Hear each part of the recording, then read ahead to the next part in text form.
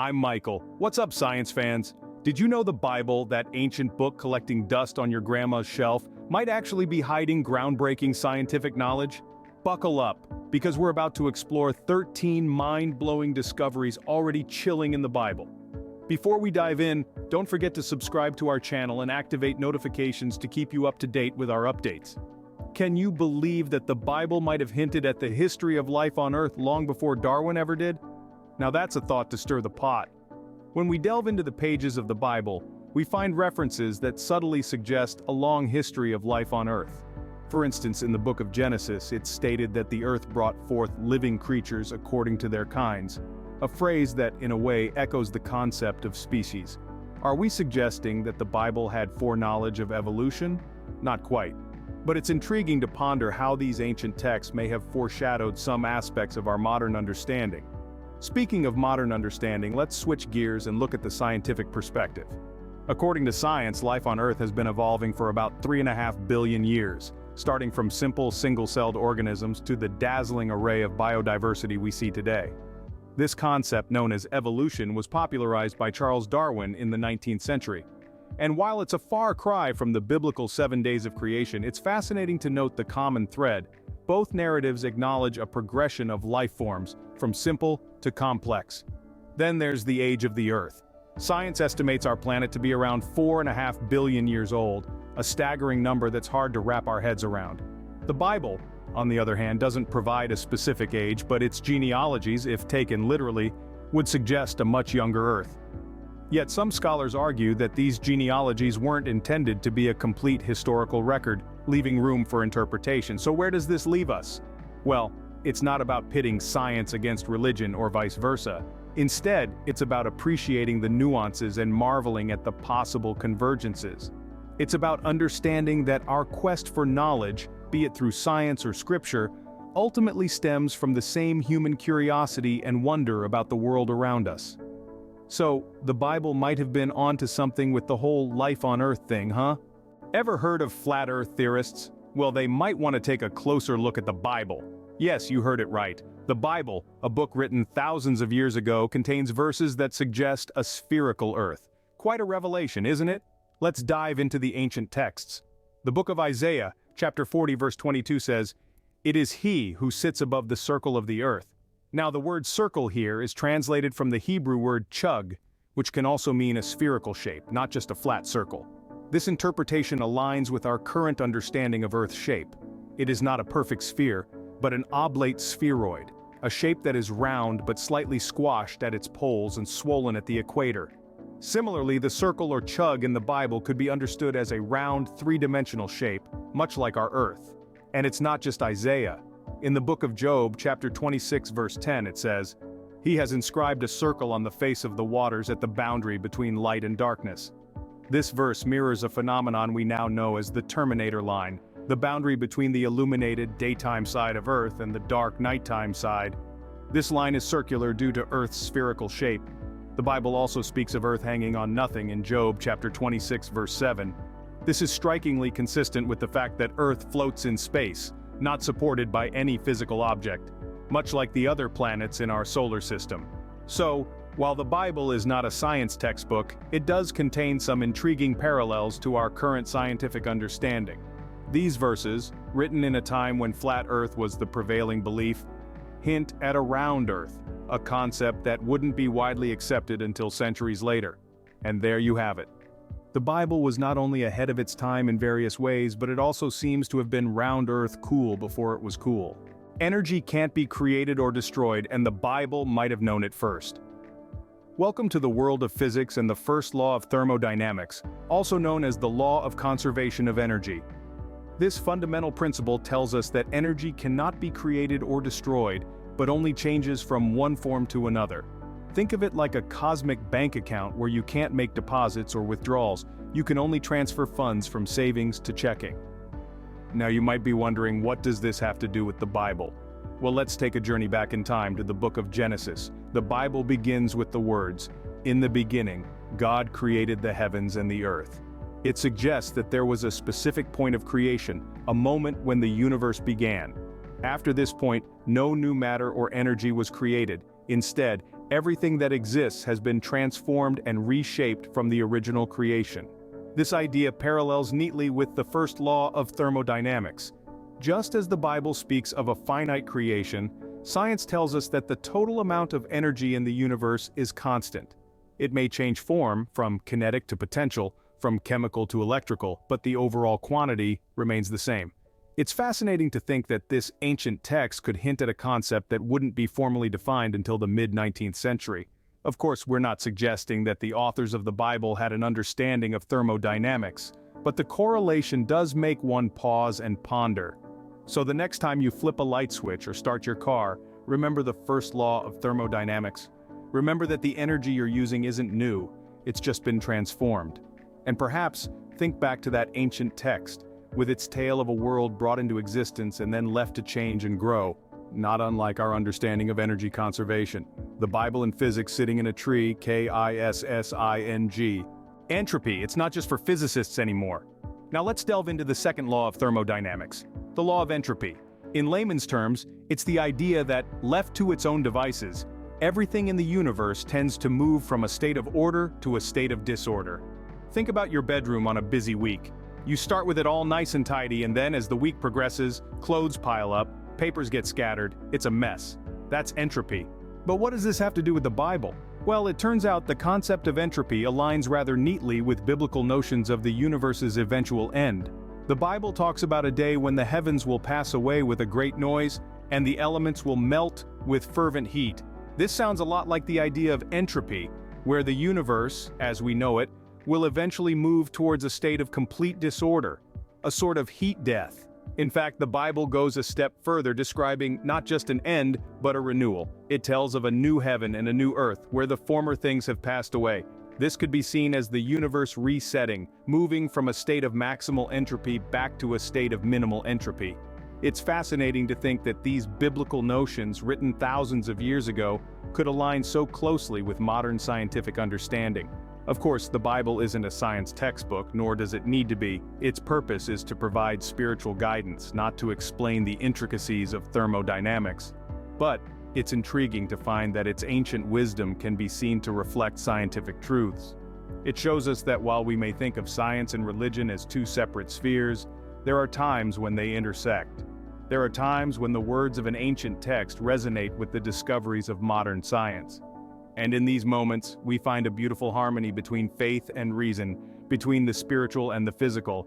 Next time you're feeling disordered, remember, it's just the universe following the Bible's lead. The Bible, your unexpected guide to the seven seas. In its pages, it subtly echoes the principles of oceanography, long before the discipline was formally recognized. Let's sail into the ancient text and see how it aligns with our modern understanding of the seas. One might be surprised to find that the Bible, in the book of Psalms, refers to the paths of the seas. This phrase, penned thousands of years ago, is remarkably reminiscent of our current knowledge of ocean currents. These invisible highways, driven by wind, temperature, and salinity differences, crisscross our globe's oceans, influencing climate and marine life migration patterns. Similarly, the Book of Jonah provides a captivating depiction of a turbulent sea, a raging storm, and a massive creature from the depths. It's a vivid picture of the ocean's dynamic nature and its diverse, often mysterious inhabitants. Today, our marine biologists and oceanographers continue to explore this vast, largely uncharted world beneath the waves, discovering new species and ecosystems that expand our understanding of life on Earth. In the Book of Job, there's a reference to the springs of the sea, which could be interpreted as an allusion to underwater springs or seafloor hydrothermal vents. These vents, discovered only in the late 20th century, are hotspots of chemical-rich fluids that support unique ecosystems independent of sunlight. The Bible's descriptions of the sea, its currents, its creatures, and its deep springs are remarkably in tune with our modern understanding, as if it had anticipated the discoveries of oceanography. It's a testament to the enduring relevance of this ancient text as it continues to resonate with our evolving scientific knowledge. So, next time you're looking at the ocean, remember that its complexities and wonders were acknowledged in the ancient scriptures. It's a fascinating intersection of faith and science, don't you think? Who knew the Bible could be your next oceanography textbook? Ever wonder where rain comes from? So did the authors of the Bible. They penned down a simple yet strikingly accurate depiction of the water cycle. Now let's take a trip back in time and explore how this ancient text describes the journey of water. First, evaporation. The Bible talks about waters that are above the heavens. Sounds a lot like water vapor rising up into the sky, doesn't it? Next, condensation. The authors mention vapors ascending from the ends of the earth. This is pretty much how clouds form when water vapor cools down. And finally, precipitation. The Bible refers to rain and snow coming down from heaven. That's the part of the cycle we're all familiar with, when water returns to the earth as rain or snow. Turns out the Bible had the whole water cycle thing down pat. Still not convinced about the Bible's hydrological prowess? Let's dive deeper. The ancient text is riddled with verses showcasing a clear understanding of the water cycle. Take Ecclesiastes 1 verse 7 for instance, which states, "All streams flow into the sea, yet the sea is never full. To the place the streams come from, there they return again." This verse paints a vivid picture of evaporation, condensation, and precipitation, the three main stages of the water cycle. It's fascinating to see how an age-old text written in a time where advanced scientific tools were non-existent could accurately depict a natural process that we today study with intricate detail. The Bible's portrayal of the water cycle is not only poetic but scientifically correct. It's as if the writers had a divine insight into the workings of the universe. Who needs a weatherman when you've got the Bible? Air. It's not just for breathing. The Bible knew it, do you? When we think of air, we often simply think of it as the invisible stuff we breathe. But the Bible refers to air in ways that align with our current understanding of atmospheric science. Let's take a look at the book of Genesis. It describes a firmament in the midst of the waters, separating the waters above from the waters below. Modern interpretation suggests that the firmament represents the atmosphere, with the waters above and waters below symbolizing the sky and the sea respectively. In the same vein, the book of Job mentions that God stretches out the north over the void and hangs the earth on nothing. This could be seen as an early understanding of the Earth's atmosphere, the vast layer of gases surrounding our planet, hanging in the emptiness of space. The Bible also acknowledges the importance of air. In the book of Ezekiel it's written, "And the Spirit entered into me when he spoke unto me, and set me upon my feet." This spirit, or ruach in Hebrew, could also be translated as wind or breath, symbolizing the life-giving and sustaining properties of air. Compare this with our current understanding of air. It's a mix of mostly nitrogen and oxygen, with small amounts of other gases like argon and carbon dioxide. It's essential for life, enabling us to breathe, sustaining weather patterns, and protecting us from harmful solar radiation. The Bible's references to air, while not scientific in the modern sense, show a recognition of its importance and complexity. It's fascinating to see how these ancient texts hint at concepts that we now understand through science. So next time you take a breath, remember, the Bible saw it coming. From the gentle breeze to the gale-force winds, the Bible recognized the significance of this invisible yet vital force.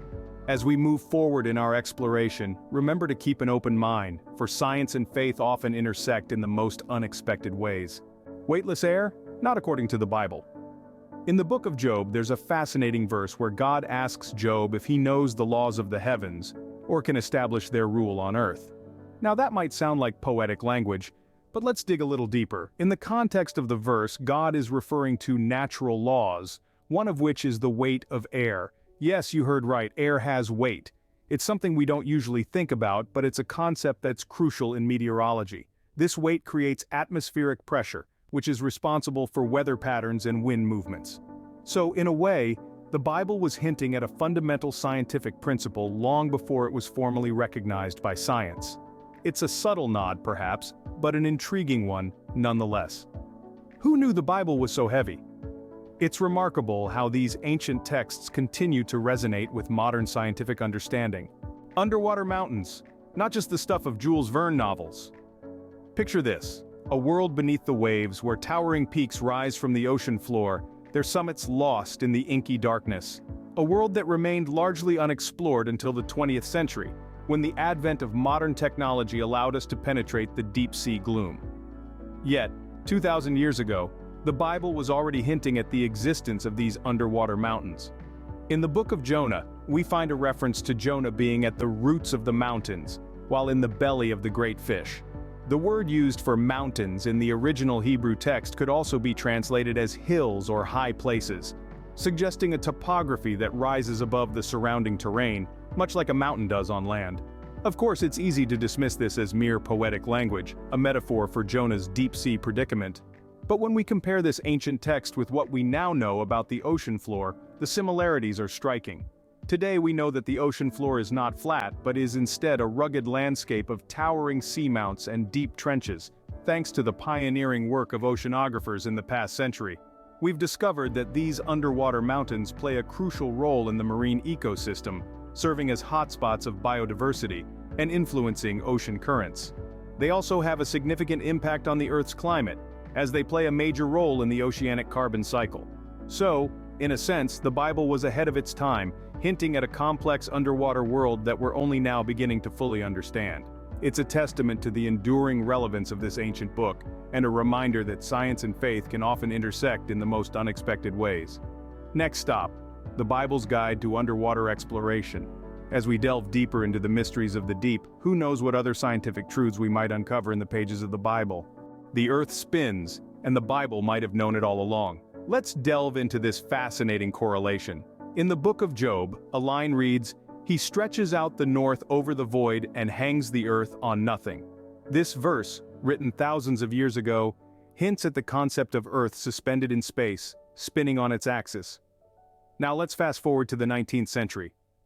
A man named Leon Foucault comes along and constructs a pendulum, known today as the Foucault pendulum. This pendulum, when set in motion, swings in a consistent direction while the Earth rotates beneath it. Over time, the pendulum appears to change its swing direction, not because the pendulum's movement is changing, but because the Earth is rotating. This demonstration provides observable evidence that the Earth is spinning. Isn't it intriguing that the Book of Job hinted at this scientific fact centuries before it was experimentally confirmed? But what's the principle behind this? Well, it's all about the conservation of angular momentum. The pendulum, once set in motion, wants to keep swinging in the same direction. But since the Earth rotates, the direction of the swing appears to change to someone standing on Earth. This principle is fundamental in physics, and it keeps our universe ticking. From the spinning of galaxies to the rotation of Earth, this law plays a crucial role. And it seems, the authors of the Bible had an intuitive understanding of this principle, even if they didn't have the scientific vocabulary we use today. So, while the Bible doesn't explicitly mention the Foucault pendulum or the conservation of angular momentum, it does hint at a rotating Earth, suspended in space. It's yet another example of the fascinating ways in which ancient wisdom can hint at modern scientific understanding. Looks like the Bible got there before Copernicus. Male and female, he created them. But the Bible might be saying more than you think about the sexes. The Bible, in its simplicity, encapsulates the complexity of genders. While it initially outlines two primary sexes, male and female, it also alludes to an array of human experiences and identities. Genesis, for instance, refers to humans being created in the image of God, not strictly as male or female, suggesting a divine fluidity. This aligns with our current understanding of gender as a spectrum rather than a binary concept. In the book of Galatians, the Apostle Paul goes further, stating, "There is neither Jew nor Greek, there is neither slave nor free, there is no male and female." This seemingly eliminates the idea of rigid gender roles, hinting at a more egalitarian society where everyone is equal.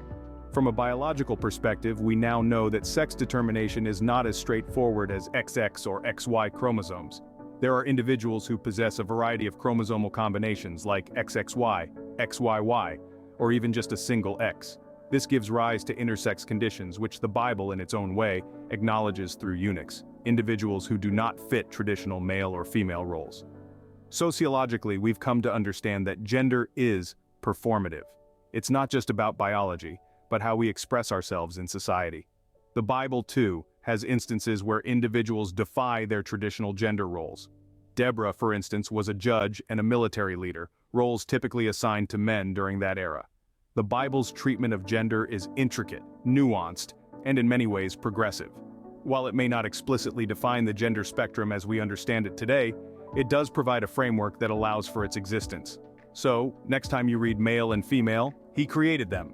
Remember that these ancient texts might just be pointing towards a more complex understanding of gender. Who knew the Bible was so ahead of its time? Quarantine, it's not just a 2020 thing. In our contemporary world, the concept of quarantine might seem like a relatively new phenomenon, born out of necessity and our evolving understanding of infectious diseases. However, the idea of isolation for disease control is not a product of modern medicine but has its roots firmly planted in the ancient world. The Bible, a book of faith and wisdom, has some fascinating insights on quarantine. In the book of Leviticus, there are detailed instructions about isolating individuals who are suffering from a skin disease, which many scholars believe to be a form of leprosy. The affected person was to live alone, outside the camp, until they were healed. This practice of separating the sick from the healthy was a primitive form of quarantine intended to prevent the spread of the disease. Fast forward to today, quarantine is a tool we use frequently, especially in the face of global pandemics. We isolate individuals who are infected or suspected to be infected with a disease, and by doing so, we break the chain of transmission. This practice has saved countless lives over the years, from the Black Death in the 14th century to the recent COVID-19 pandemic. The principle behind quarantine, as primitive as it was in biblical times, remains the same today: to isolate the sick to protect the healthy. It's a testament to the timeless wisdom found in ancient texts, and a reminder that even in the face of advanced scientific knowledge, we sometimes find ourselves going back to basics. The Bible's approach to quarantine, seen through the lens of modern medicine, is a fascinating intersection of faith and science. It's a reminder that in the quest for knowledge and understanding, science and religion often walk hand in hand, each informing and enriching the other in surprising ways. Next time you're in lockdown, remember, the Bible was way ahead of you.